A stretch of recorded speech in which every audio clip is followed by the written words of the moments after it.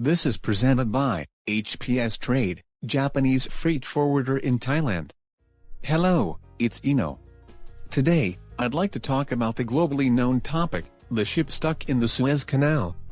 On the 23rd March, the news was broadcasted that a container ship called Ever Given, which is run by Evergreen, got stuck in the Suez Canal.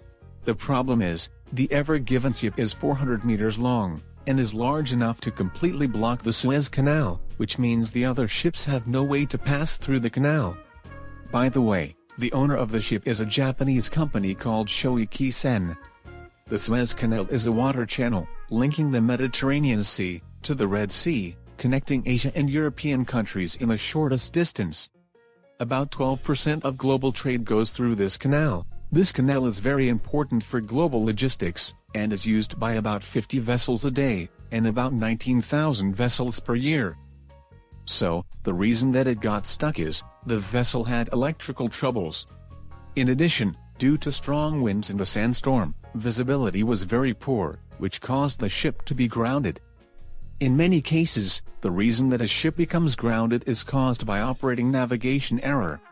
The Suez Canal is relatively shallow, therefore this kind of accident tends to happen. Actually, this ship being grounded is not the first. There were 25 groundings in the past 10 years. At the moment, they are trying to dredge sand around the bow of the ship, and use tugs to pull and push the ship.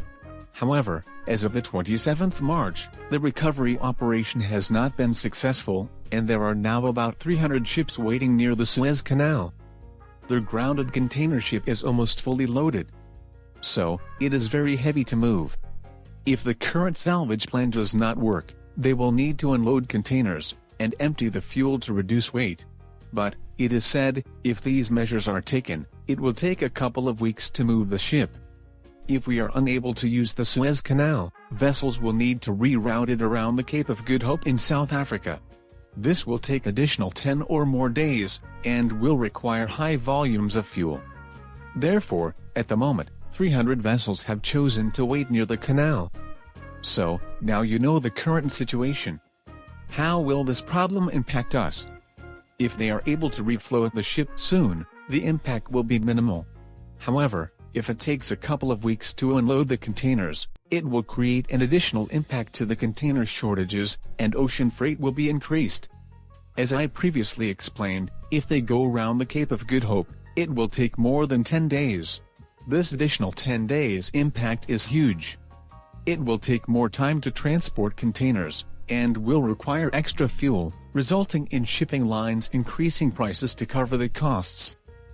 By the way, the Second Middle East War occurred in 1956, and the Suez Canal was closed for 1 year. At that time, vessels had to go around the Cape of Good Hope, and they had a shortage of vessels. Shipping lines introduced temporary vessels with doubled cost, and the sea shipping industry had a booming economy. This was called the Suez Boom.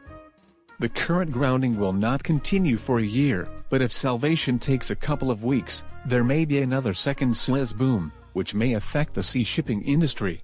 This is no good for shippers, so let's hope the issue will be solved very soon.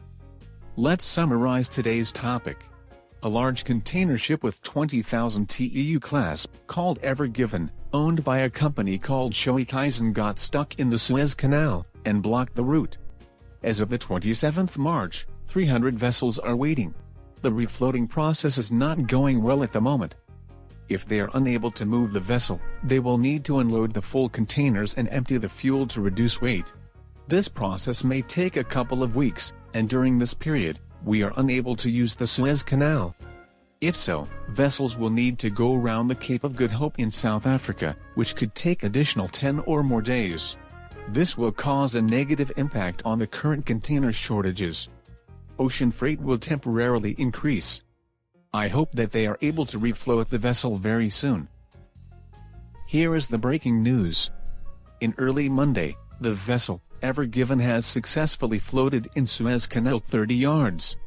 We hope the effect of this problem is not so big for the global trade. That's all for today, thank you.